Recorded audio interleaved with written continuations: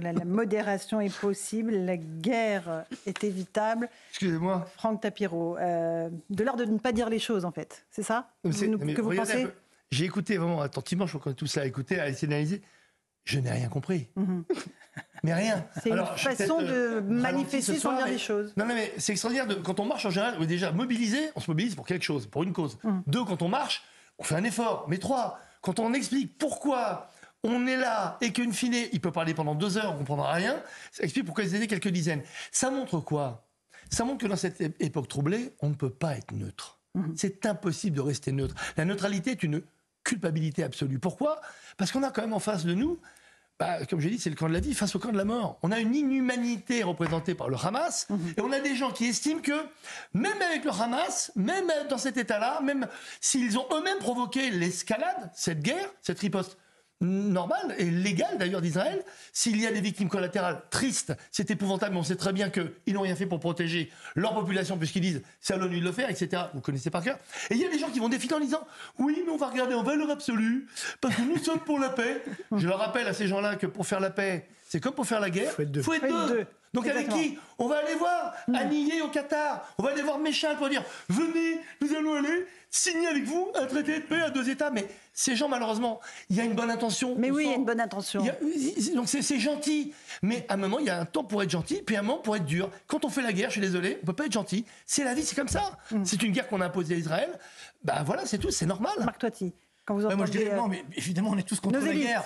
On a l'impression qu'en fait on a envie de faire la guerre, mais c'est pas cette affaire. C'est quand même assez incroyable. Personne ne veut la guerre. D'ailleurs, moi j'étais le 7 octobre, j'étais en Israël, si vous voulez, on était en pleine paix, tout allait très bien, si vous voulez. Et puis vous entendez d'un seul coup les sirènes, qu'est-ce qui se passe? D'ailleurs, ça serait un bon test à faire, je dirais, pour beaucoup de Français. Vous voyez, faire sonner les sirènes et savoir que vous avez 10 000 roquettes depuis le début, il y a 10 000 roquettes qui sont tombés sur Israël, qui ont été lancés par le Hamas. Encore une fois, je dis pas il y a quelques heures encore. Il y a quelques heures, il y a 2 heures encore. Mais s'il n'y avait pas le dôme de fer, c'est un système d'antimissile, si vous voulez, il y aurait eu des dizaines de milliers de morts. Ça aurait été horrible, si vous voulez. Et c'est vrai que ça paraît miraculeux, parce que la sirène sonne, alors vous rentrez ça s'appelle un miklat, dans l'abri, si vous voulez, puis vous entendez donc le missile qui arrive, et hop, tac, le contre-missile, puis voilà, vous retournez vous coucher, etc. C'est surréaliste. Parce que je veux dire, mais on se rend pas compte si on devait vivre ça aujourd'hui, si demain le Luxembourg, parce que c'est lancer des missiles sur la France, je pense qu'aujourd'hui, bon, mais ce que je veux dire, c'est que, et donc tout le problème, il est dans le déni de réalité. Donc moi je dis simplement, il faut dire les choses. Moi j'ai grandi avec des musulmans, mes parents ont grandi en Algérie avec des musulmans. Il y a pas de problème. Vous comprenez? Simplement, là aujourd'hui, on a des activistes terroristes qui veulent vous tuer, nous tuer, pas que nous les juifs. Tout le monde. Nous, ceux qui ne sont pas comme... Mais en tout, attention, je me rappelle une phrase incroyable du roi du Maroc, le Hassan II, qui disait « Si Khomeini est musulman, moi je ne le suis pas ». C'est-à-dire que c'est ça qu'il faut bien comprendre. Aujourd'hui, l'islam, comme normalement toutes les religions, elle prohibe le meurtre, elle prohibe effectivement les actes de violence, etc. Donc voilà, il faut aujourd'hui, je pense, retrouver sa sérénité. Malheureusement, il y a une attaque. Voilà, j'espère que la guerre va bientôt se terminer. Marc, je suis d'accord avec vous. Non, mais il faut le dire. Parce que vous aurez toujours des gens pour vous dire que la guerre c'est moche. Mais oui, la guerre c'est moche. C'est là le rôle du président. Encore une fois, je reviens sur le rôle du président. C'est là où le président, c'est là où nos dirigeants doivent aujourd'hui expliquer ce qui est en train de se passer. Sans prendre un parti pris, on est tous pour la paix. Qui ne veut pas la paix? Alors, Louis, et après Rachel. Là où j'ai une nuance avec vous, ici, il y a un parti pris à avoir. C'est-à-dire qu'on ne peut pas traiter sur le même pied d'égalité le Hamas et l'armée israélienne. Évidemment. Mais il y a un parti pris d'emblée qui est nécessaire, indispensable. Bien sûr, mais certains ne le font pas. Quand j'ai vu les députés, LFI, etc., tenir un discours, c'est-à-dire que moi, ce qui m'a vraiment choqué, pour tout vous dire, je ne pensais pas parler de ça parce que c'est pas mon rôle, mais moi, ce qui m'a choqué, c'est comment la parole anti-juive, c'est pas antisémite, c'est anti-juive, elle s'est libérée. Bien sûr. Moi, franchement, de toute ma vie, j'ai grandi encore une fois dans les cités HLM. J'en ai eu des insultes, etc. Mais je ne pensais pas que des députés de la France allaient tenir des discours anti-juifs. On est d'accord avec vous. Mais quand on imagine, si vous voulez, c'est quelque chose d'horrible. Ce qui est très frappant, je pense que pas une de ces personnes s'est offusquée du fait que la France, après les attentats qu'on a connus sur notre territoire, a procédé à des opérations extrajudiciaires à bombarder Raqqa, Mossoul. Moi, j'ai aucun état d'âme par rapport à ça, puisque c'était la défense de l'intérêt supérieur de notre pays, et ça ne me gêne pas. Mais dès qu'il s'agit d'Israël, là, tout d'un coup, tout le monde lève la main, tout le monde dit... Et puis, il y a pire encore, c'est-à-dire qu'il y a tous ceux qui disent « Mais oui, mais il faut évidemment que la riposte soit super proportionnée. » Mais c'est quoi la riposte? Non, mais la guerre, c'est moche. En fait, on a grandi avec l'illusion. Parce que nous, la France, et les Français, on a vu globalement assez peu d'images des guerres qu'on a faites. Objectivement, on ne sait pas ce qui s'est passé. Mais la guerre, ça a toujours été immonde. C'est les horreurs. Absolument. Voilà. Et on ne va pas dire à Israël, ah ben non. Et alors, il faut maintenant procéder en respectant des règles. Il faut prévenir les terroristes qu'on va les attaquer 1 heure avant. Mais ça n'existe pas, ça ne peut pas fonctionner. Mais c'est ce qu'ils font. Alors, Mais en fait, c'est inacceptable. Rachel Kahn. Mais non, j'ai du mal à prendre la parole avec vous.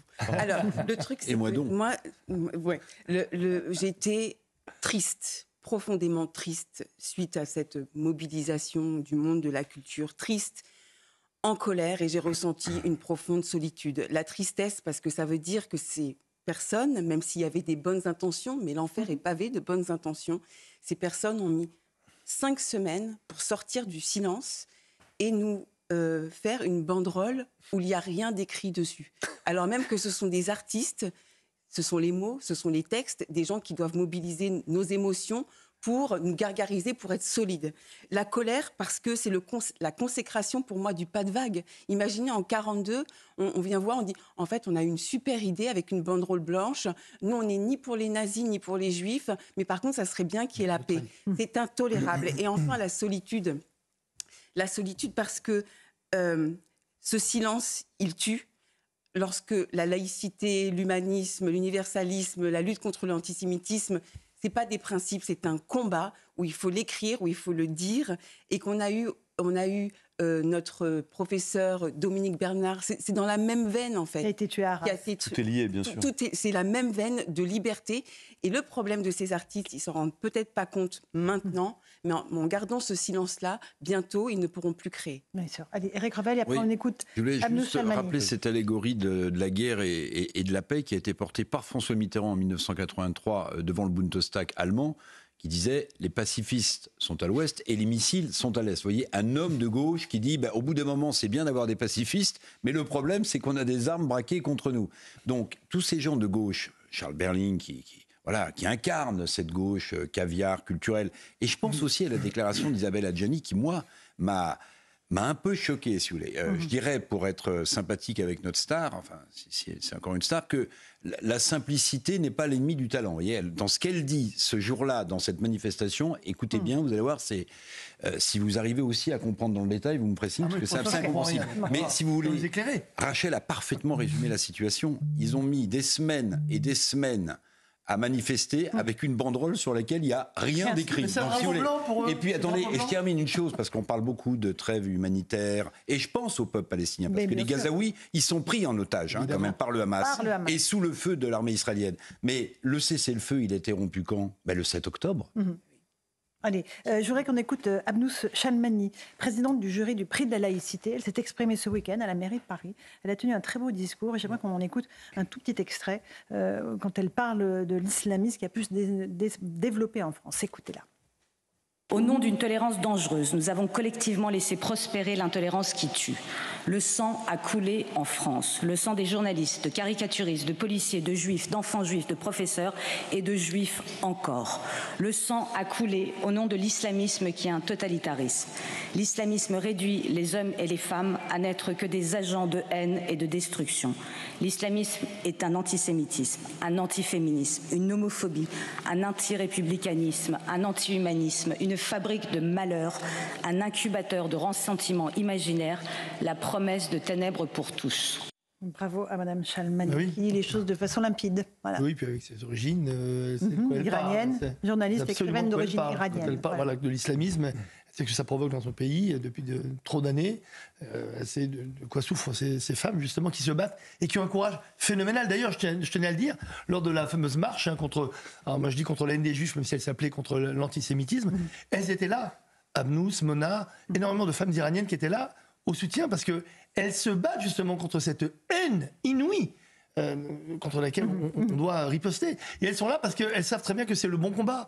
C'est lutter contre l'islamisme radical et non pas lutter contre l'islam. Voilà pourquoi on aurait aimé qu'il y ait plus de musulmans ce jour-là avec nous. Franck Tapiro, je disais, j'ai commencé l'émission en rappelant qu'on est le jour de la Journée internationale des droits des enfants, qui est un silence assourdissant sur le sort des otages des enfants qui sont aux mains du Hamas. Est-ce qu'on sait si il y a des médiations qui sont en particulier tentées pour les sortir de l'enfer dans lequel ils se trouvent?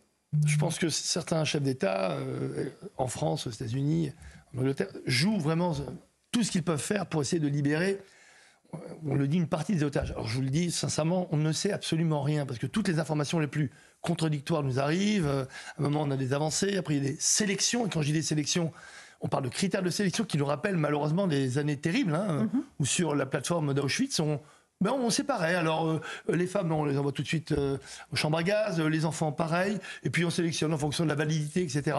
Là, c'est un peu cela. On a entendu des choses un peu épouvantables sur des critères. Alors, on libérerait certains enfants de certaines nationalités. Donc, tout cela est épouvantable. Et aujourd'hui, comme c'est la journée mondiale des droits de l'enfant, d'ailleurs, on a lancé ce matin une opération sur Instagram, parce que toutes les familles qui sont regroupées dans un forum, le forum des familles des otages, nous ont demandé de trouver une idée pour essayer de sensibiliser le monde. Et donc, j'aurais proposé de faire un concours de dessin. En fait, nous, adultes, il faut laisser parler finalement son imagination, son âme d'enfant. Et j'aurais proposé de faire un dessin d'enfant, d'un doudou par exemple, qui s'adresserait à un des otages en disant « Aujourd'hui, je ne t'oublie pas ». Moi, j'ai mis Kfir, qui a malheureusement 9 mois. Vous imaginez un otage de 9 mois, j'en frissonne encore. Quand j'ai écrit 9 mois, j'avais eu beaucoup de mal. Et en bas, j'ai mis Franck, 58 ans. Pourquoi ? Parce que je pense que c'est important de sensibiliser le monde des adultes à cette problématique. Voilà, ce sont des enfants qui n'ont rien à faire là-bas. Et ça marche plutôt pas mal depuis ce matin. Et j'encourage d'ailleurs tout le monde à le faire. Aujourd'hui et toute la semaine et jusqu'à leur libération. Jusqu'à ce qu'ils seront tous libérés. Bien sûr. Rachel Kahn, un petit mot de ce qu'a dit Abnous Shalmani. Elle dit l'islamisme s'est développé en France au nom d'une tolérance dangereuse. On a été lâches, on a été trop tolérants. On a été lâches, c'est une série de renoncements, c'est le fameux pas de vague, pas de vaguisme. Oui. C'est aussi des subventions aussi attribuées à des associations culturelles et sportives. On a laissé entrer comme ça... justement au nom de... Mais par une culpabilisation aussi. On a eu toute une série de réseaux qui nous culpabilisent, qui nous délégitimisent, qui veulent nous faire taire. Et au fond, à se dire, vous êtes d'extrême droite simplement parce qu'on défend la laïcité, ou vous défendez la laïcité et vous êtes clivant. Alors, c'est-à-dire que là, aujourd'hui, la Constitution française est d'extrême droite et clivante. Donc, c'est assez impressionnant. Et effectivement, moi, je suis très émue de voir Amnous à la tribune parce qu'effectivement, ces mots sont clairs et tout à fait choisis. Et on a besoin de femmes fortes comme ça. Oui, moi, je pense que, surtout, moi, je suis triste parce qu'en fait, je me souviens, quand j'étais jeune, il y avait la guerre en Liban, etc. Bon, il y avait toujours pas mal de problèmes. Mais on allait jouer au foot, les juifs, les musulmans, on est tous Bien ensemble. Sûr. Et aujourd'hui, j'ai encore des amis musulmans qui m'appellent, nous, on n'est pas du tout comme ça, etc. Donc, et malheureusement, on met ça en exergue, on met cette haine. Mais normalement, il n'y a pas de haine. On croit si on est recroyant, on croit en même Dieu. Si on n'est pas croyant, c'est pas grave. Mais on est pour quelqu'un qui est pratiquant, qui est religieux, il est pour, effectivement, la tolérance. Et donc, c'est aujourd'hui ce qui colle plus. Et juste dernière, pour revenir sur Amnous, évidemment, que j'aime beaucoup, moi aussi, que je la connais depuis longtemps, c'est que je pense que la clé, elle est là. Elle est aujourd'hui aussi dans l'Iran. C'est-à-dire, si demain il y a une révolution en Iran où on déstabilise le régime actuel, que le Qatar va plus financer le PSG et peut-être moins le Hamas, à ce moment-là, on sortira par le haut de cette crise. Donc moi, je veux garder l'espoir. Espérons. Vous avez raison, Marc Toiti. Merci à tous les 5 d'avoir participé à Punchline sur CNews et sur Europe.